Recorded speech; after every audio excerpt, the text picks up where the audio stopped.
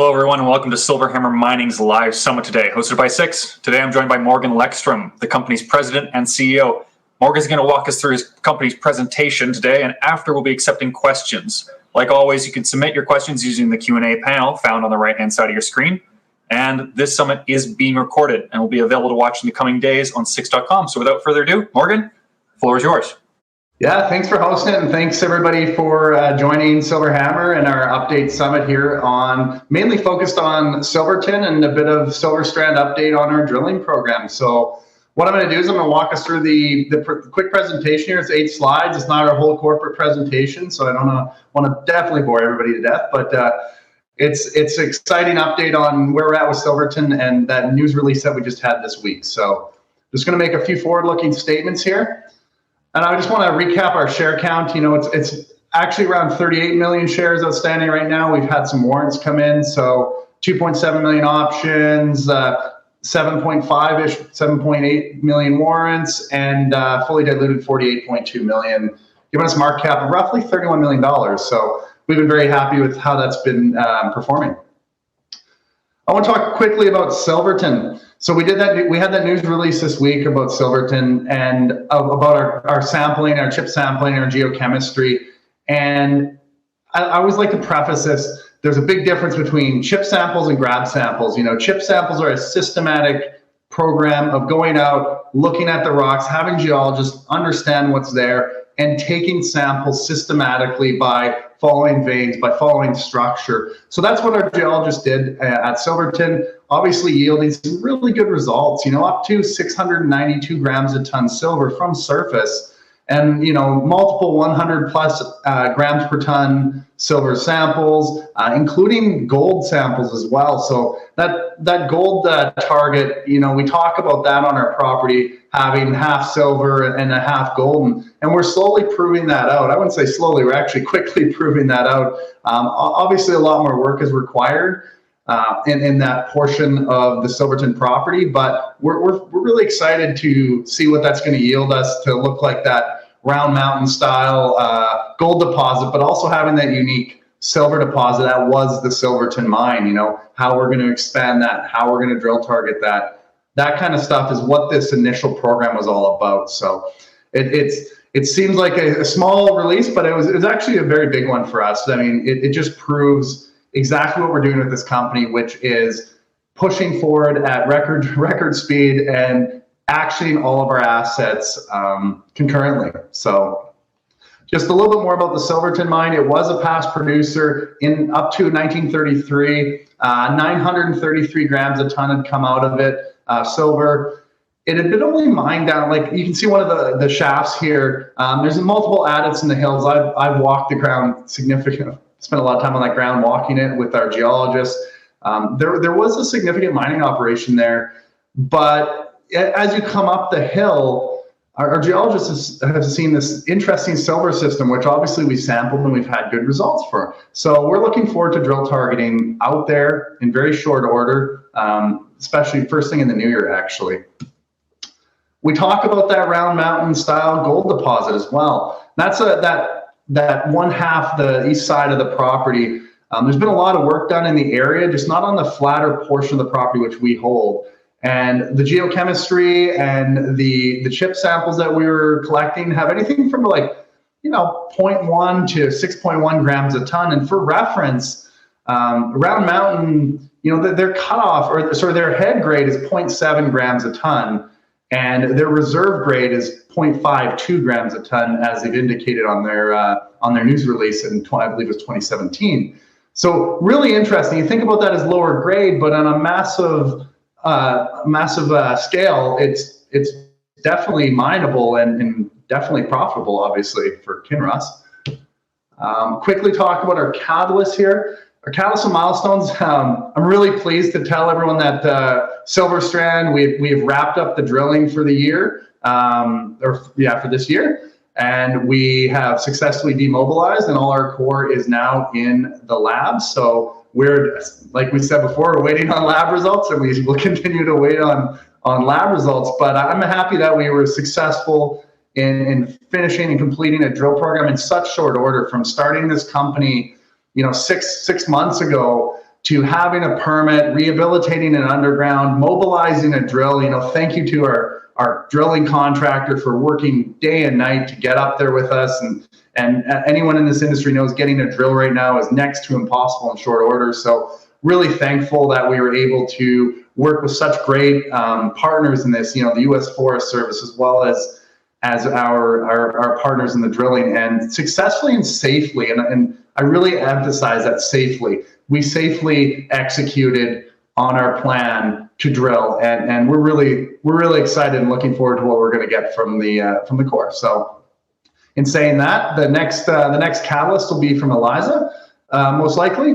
We're analyzing the results right now. We're doing a little bit of some hyperspectral work and trying to understand really that large system, that massive past producing Silver Rush system that was Treasure Hill, Mount Hamilton, south of the Eberhard Fault, the California line area. So we're pretty excited what we're seeing, and we're really looking forward to what we're going to show the market on that one. And obviously more work at Silverton, that more sampling, more detailed geophysics, and then drill targeting in early 2022 at both Eliza and Silverton. So we'll have no shortage of catalysts coming out of all three of our properties in the next 3 to 6 months, and even near term. But as a company, we are aggressively moving these projects forward, and we're well capitalized to do it. This will be Christina's contact information. Christina's our head of IR. So if you have any IR questions or questions that you'd like to relay to me, please absolutely reach out to Christina, phone number or email, and they get relayed to me right away. And I'm more than happy to answer any questions that we can accommodate. So we'll go to the Q&A section now. Awesome. Great. Thanks, Morgan, for the great presentation. Before we get into the Q&A properly, I'm going to remind the audience members that please use the Q&A tab found on the right-hand side of your screen. If you'd like to submit questions live to Morgan, and time allowing, we'll absolutely address them. But Morgan, we have some questions that have come in advance, so let's dive into those right now. Sure. Which project do you see the most potential? Where's the focus? Silver Strand right now, it's funny. So Silver Strand is our flagship. That's obviously we're drilling there. That's our large exploration payoff and near-term production potential. But Eliza and Silverton really do hold an immense amount of value, especially Eliza. Eliza has huge potential to be a very large-scale Tier 1 asset. So as much as I say Silver Strand itself right now is the focus, and it really is, that quickly gets put together into a massive package with Eliza and Silverton. So having the ability to focus on all three assets concurrently is something that is unique for us. Absolutely. Great. So what's the path to production at Silver Strand then? What size of resource would you need to see to justify putting it back into production? That's a really good question. I like that one. So I wouldn't put it into production in small scale. And I say that, I don't say that reluctantly. I mean, I would want to be meaningful in the way we go into production. So obviously defining a resource, I like to think about starting a mine the same way as, the big guys at Goldcorp, Barrick, all these companies. They didn't define a massive resource. They defined a very mineable resource with a good ROI and good payback with potential to expand and put it into production. So, similar to like Lucky Friday, similar style ore body we're hoping. So, a couple million ounces a year of silver equivalent would be a very mineable path to production, a number of years to look into that. There, like we've talked about, there's a mill close by. There's a lot of the engineering stuff we can do in the background pre large resource to accelerate that. So for me, it's all about making sure that the return on investment for shareholders is probably under that 2-year mark. So the work we're going to do to define the size of resource will really depend on that. Okay, fair enough. Derek in the audience asks, what's the company's cash situation, and is it funded into 2022? Yeah, good question. Yeah, so we raised 3.5 in May. Our last financials were about 2.8. We burned about 400,000 a month during the drilling season. So I would say we're definitely very well capitalized going into 2022. Obviously, with warrants coming in and options being exercised, we're excited about that as it adds to it. And our burn rate will slow down here. Obviously, now that drilling has wrapped up for the season, our burn rate slows right down. And I think we're pretty well capitalized to go into 2022 very strong. Sounds great. Allison in the audience wants to know how you feel, or if you feel that the share price should be higher since the acquisition of the 2 additional assets in August. I can't say exactly where I would hope the share price would be, but I know I would hope in a very strong bull market and in a strong market, with the type of assets that we have and the quality and the high quality of team that we have in the background, yeah, it would be much higher. But I'm very happy with where we're at. Like I said, we started this company roughly 6 months ago, and we have 3 potential tier 1 assets. So I think the market's starting to catch the drift, as you can starting to catch up to us, as you can see by the share appreciation, how it's gone over the last 3 weeks, and I look forward to seeing where it's going. Okay. So Morgan, your background is in building mines. Do you see advancing these projects into production yourself? Or is it likely that a mid-tier or a major would take out the company prior to getting into production, assuming that the deposits prove to be mineable? Listen, I want to build mines. We at Silverhammer want to build a mid-tier silver mining company. And I will always say that, and I will always and will try to strive for that. That being said, things happen, right? I mean, if someone comes in, it's beyond my hands. It's up to the shareholders. But no, our goal right now is to turn all 3 of our projects eventually into production, but have right now focusing on that large exploration payoff. Right, absolutely. Listen, Morgan, before we wrap up today, I'd like to pass things back to you just for some final words and any highlights that you want to reiterate to the audience here today. You know, I want to thank everybody for coming on, taking time out of their day. I know it's a Thursday. It's getting close to the Christmas holidays. It's 11 o'clock Pacific time. It's beautifully sunny out here in Vancouver for once.